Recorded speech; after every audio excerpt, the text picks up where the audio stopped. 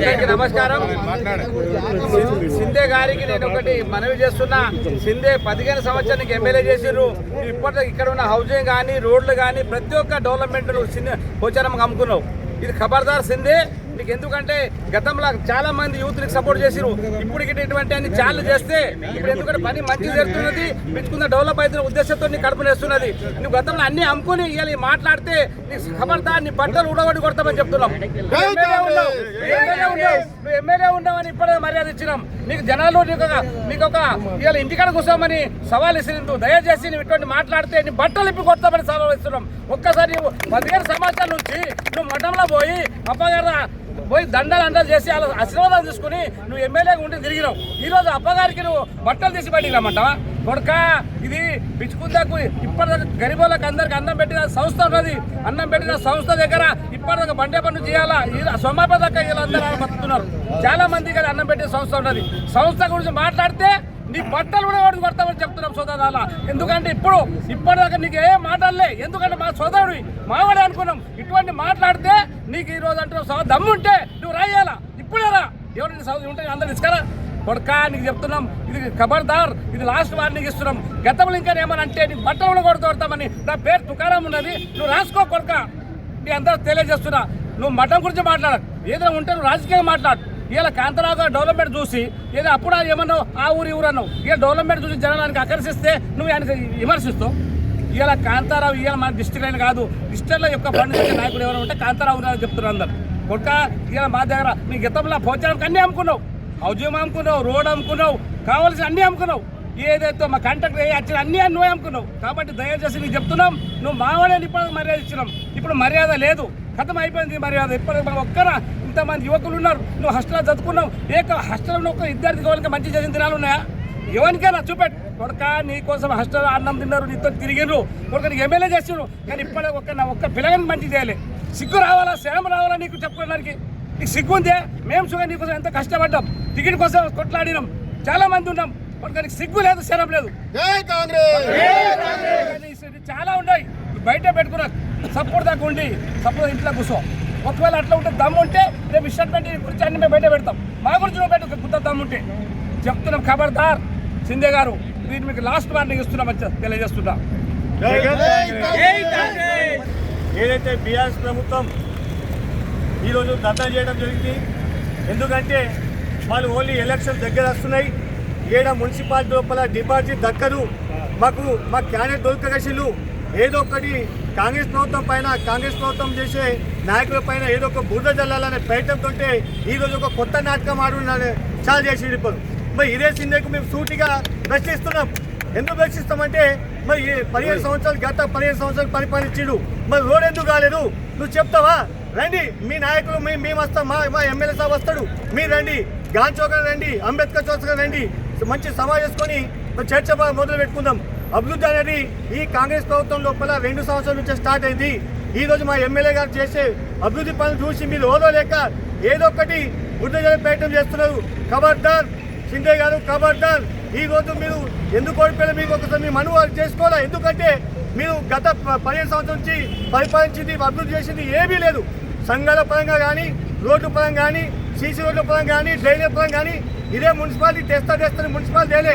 ఈరోజు మా ఎమ్మెల్యే గారు తోట లక్ష్మీకాంతరావు గారు మున్సిపల్ చేసి చూపెట్టిడు, రోడ్డు ఛార్జీ చూపెట్టిడు.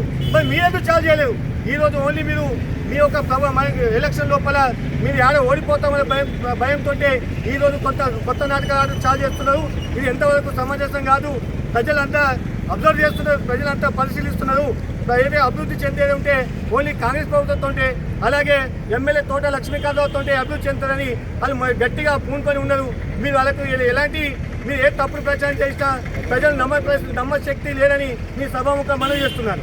నేడు సంక్రాంతి శుభాకాంక్షలు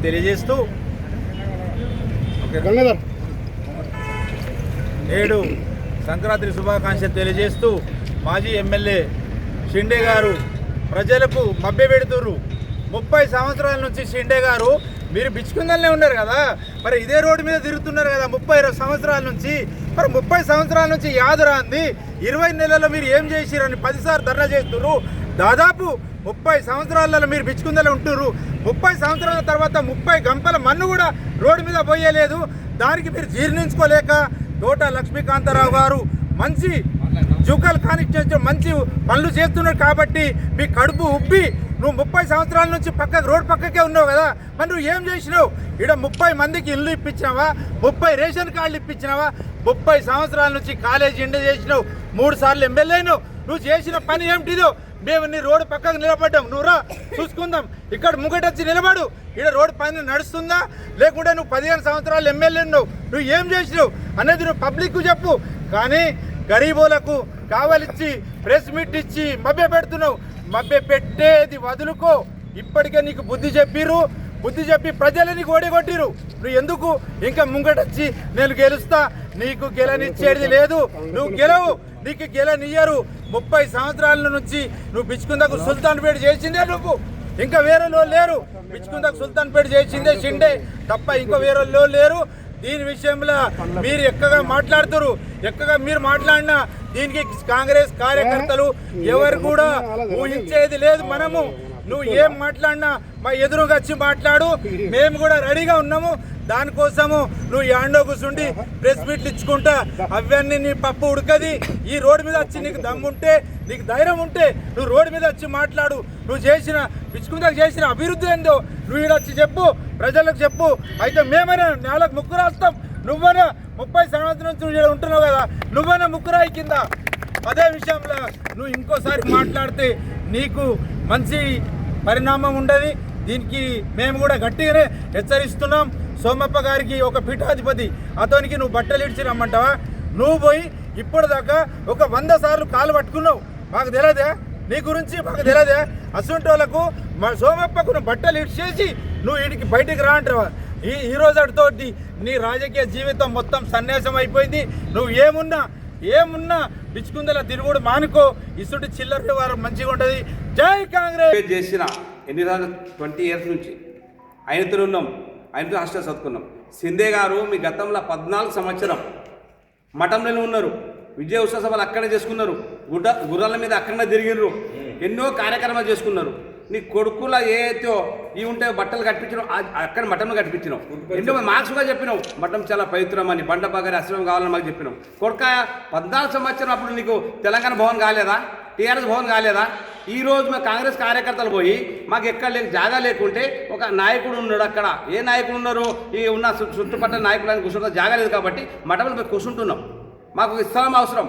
అప్పగారు అందరూ వారు ఇప్పుడు ఏ పార్టీస్ అక్కడ పోయి కూర్చున్నారు. అప్పుడు ఏమనలే కొడుక శాతగాన్ని మాట్లాడదు. నీకు ఏదంటే రాజకీయంగా ఎదుర్కో, దమ్ముంటే. ఇప్పుడు కాంగ్రెస్ భవన్ అంటున్నావు, ఎందుకు అంటున్నావు? గతంలో కాంగ్రెస్ భవన్ కాలే. కొద్దిగా ఆలోచించి మాట్లాడుకో. నీకు ఇంతగా నాకు ఒకవేళ నీ దగ్గర దమ్ముంటే మాసుడు కార్యకర్తలు పోగొట్టుకుంటేవి. మా కార్యకర్తలు ఇద్దరు అందరూ దాదాపు 1000 మంది కార్యకర్తలు ఇద్దరు హాస్టల్ చదువుకుని ఉన్నారు. ఒక్కరిసొక మంచి చేయని దినాలు చూపెట్టు. అక్కడ మిలన్ ఉన్నాడు, ఇక్కడ బొగల సాయిల్ ఉన్నాడు, చాలామంది మాతో చాలామంది కార్యకర్తలు ఉన్నారు. రోడ్డు మీద తిరుగుతున్నారు, బిచ్చమాడుతున్నారు. ఈరోజు బోర్ నువ్వు ఇక్కడ జుక్కల మండలంలో పోయినప్పుడు మాదాపూర్లో చూడండి కార్యకర్తలు క్లాస్మేట్లు ఉన్నారు, చాలామంది క్లాస్మేట్ ఉన్నారు. కొరక ఎందుకు చెప్పుకుంటున్నావు సిగ్గులేక? నీకు ఒక్కసారి అటువంటిది ఉంటే నీ అంత మొగడు కానిస్టేబుల్ లేకుండే, కాంతారావు గారు వచ్చి ఇక్కడ హీరో కాకుండా నీ బలహీనత, నీ శాతగానితనంకి ఈరోజు మా కాంతారావు గారు హీరో అయ్యి కానిస్టేబుల్ కాదు స్టేట్లో వాళ్ళ పేరు మోగుతున్నది. ఒక్కరోజు అసెంబ్లీలో మాట్లాడే దినాలు ఉన్నాయా? ఒక్కరోజు డెవలప్మెంట్ గురించి మాట్లాడున్నాయా? ఇక్కడ ఉన్న ఏ అయితే ఉన్నాయో అందరు పోచాంగానికి కుదబెట్టి ఏదో అందరూ ఆడ ఇట్లా శబాష్ అనుకుంటా. నీ కొడుకు నీ అయ్యానా? నువ్వు రెడ్డి పుట్టినావా? కొడుక ఒక్కడే చెప్తున్నా, నువ్వు మాతో పెట్టుకున్నావు. డెవలప్మెంట్లో డిస్టర్బ్ చేయ. గతంలో 15 సంవత్సరం రోడ్ ఎంతో చెడిపోతే ఆ రోజు ఏమైంది? ఆ రోజు నీకు శాత కాలే? 10 సంవత్సరం నువ్వు అధికారం లేవా? నువ్వు ఎమ్మెల్యేగా లేవా? ఒక్కటే చెప్తున్నాం, మాతో నీకు గెలికి పెట్టుకున్నావు. నువ్వు మా ముంగట మావాడని ఇప్పుడు గౌరవించినాం, ఇప్పుడు గౌరవించాం. ఒక మఠం బిచ్చుకుందా కాదు, హైదరాబాద్ నుంచి నాందేడ్, మహారాష్ట్ర, కర్ణాటక అన్ని దగ్గర ఇలా మఠం అంటే అంత గౌరవం ఉంది. కొడుకుని రాజకీయం కోసం మఠం గురించి తీసేస్తావా? 14 సంవత్సరం నువ్వు ఏదో జరుపుకున్నావు అక్కడ, నువ్వు మాట సిగ్గు ఉండాలా, శరం ఉండాలా. నువ్వు అక్కడ పోయి అన్ని కాలు మొక్కి ఇది చేసుకుని అసలు తీసుకుని మాట్లాడు మంచి పద్ధతి కాదు, మానుకో. ఇంకోసారి మఠం గురించి మాట్లాడితే ఖబర్దార్ కొడక, ఇదే నీకు హెచ్చరిస్తున్నాం. హనుమంత్ షిండే గారికి ఒక విషయం అడగదలుచుకుంటున్నా. మా గురువారి అయినటువంటి సోమలింగ శివాచార్య గారికి ఈరోజు మీరు దుష్ప్రచారం చేయబడింది. ఇదే 2014లో మీరు కాశీ విశ్వనాథ్ మఠంలో నుంచే మీరు టీఆర్ఎస్ పార్టీ జెండాలు బట్టి అక్కడి నుంచే విజయోత్సవ ర్యాలీ తీశారు, మరి అలాగే గుర్రాల నుంచి ర్యాలీ తీశారు. అదొకటి మర్చిపోయారా? ఈరోజు మీ పార్టీ పడిపోయింది కాబట్టి ఈరోజు మా సోమిప స్వామీజీ గారి మీద దుష్ప్రచారం చేయడం జరుగుతుంది. కాబట్టి మేమందరము మిమ్మల్ని క్షమించము. అదేవిధంగా మా ఎమ్మెల్యే తోట లక్ష్మీకాంతరావు గారు రోడ్డు పనులు యథాస్థితిగానే నడుస్తున్నాయి. కానీ ఏదో ఈరోజు మున్సిపల్ ఎన్నికలు వచ్చాయి కాబట్టి వాటిని వాడుకొని ముందుగా తీసుకుపోదామని మీరు అనుకుంటారు. కానీ మీ టీఆర్ఎస్ ప్రభుత్వంలో ఎటువంటి డిపాజిట్ కూడా దక్కదని చెప్తున్నాను. జై కాంగ్రెస్. జై కాంగ్రెస్.